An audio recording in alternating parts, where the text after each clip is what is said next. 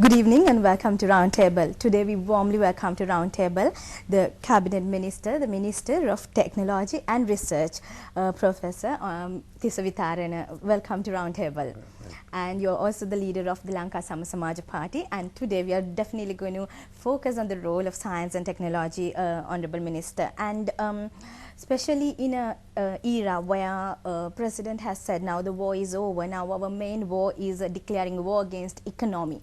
So in the context of economic development, Minister, how can science and technology and research play an important role? What is the connection between the two? Actually, economic development has to take place in the sense of increasing the country's income.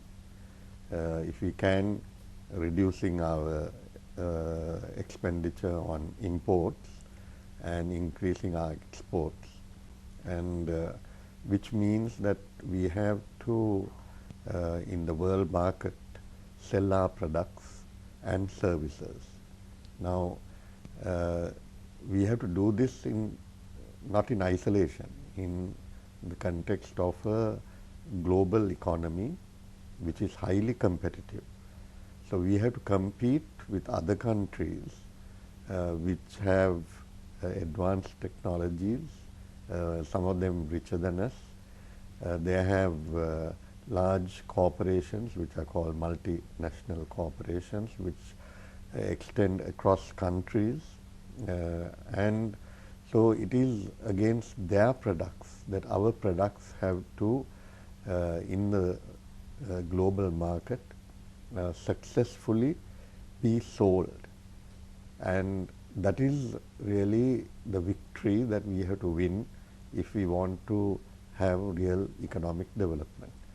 Now, the situation is that if you take Sri Lanka, we in our exports we use only about 1.5% of advanced technology.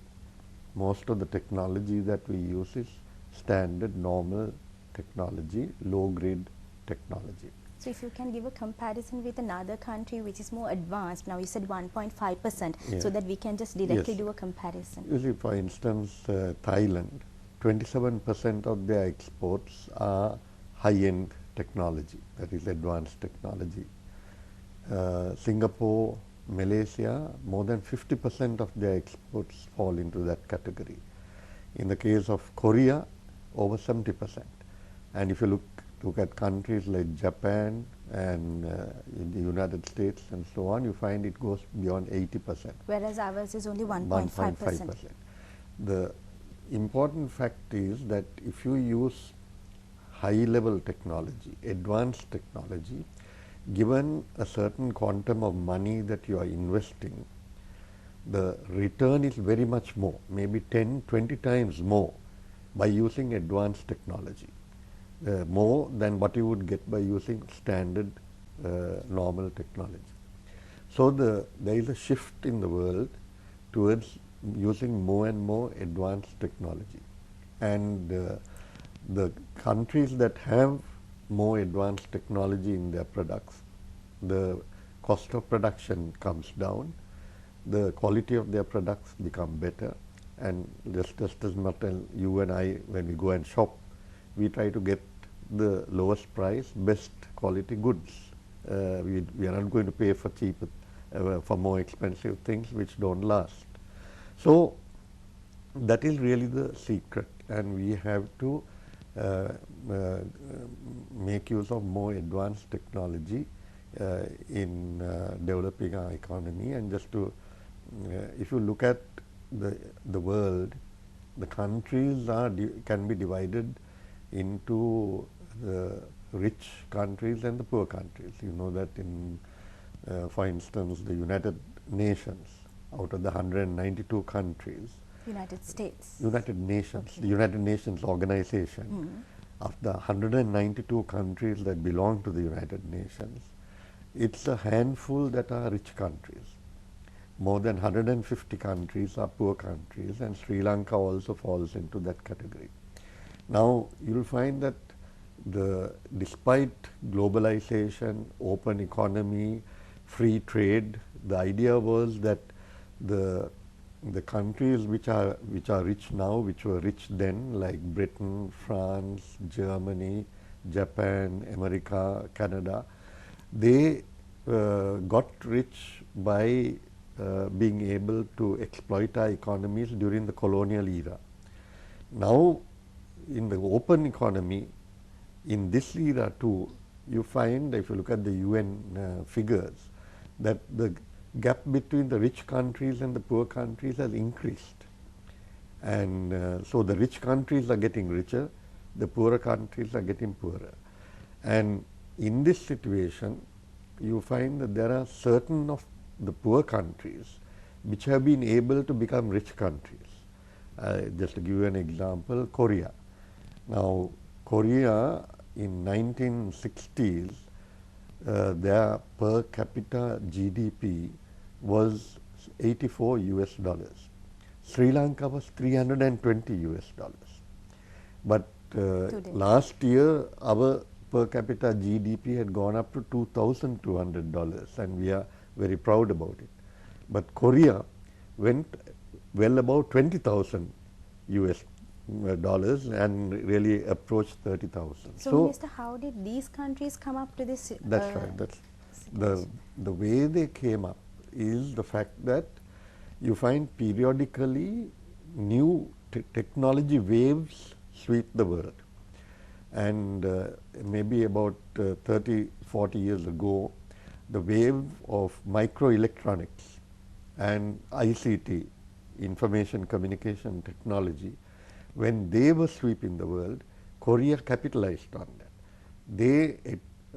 Their scientists who were working in the United States were attracted back to Korea, given higher salaries, better working conditions, all the facilities to do their research in Korea.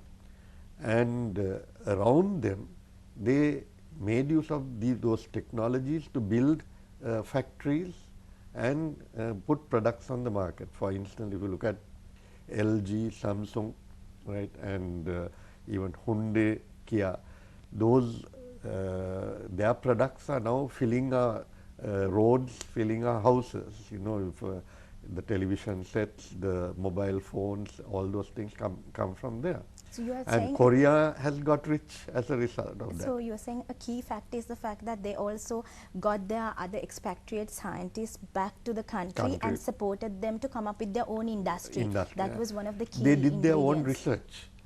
You see, there is this thinking that all we have to do is to buy technology from abroad and then develop our industries. But that never happens, because no one parts with their best technology. It's in a highly competitive world.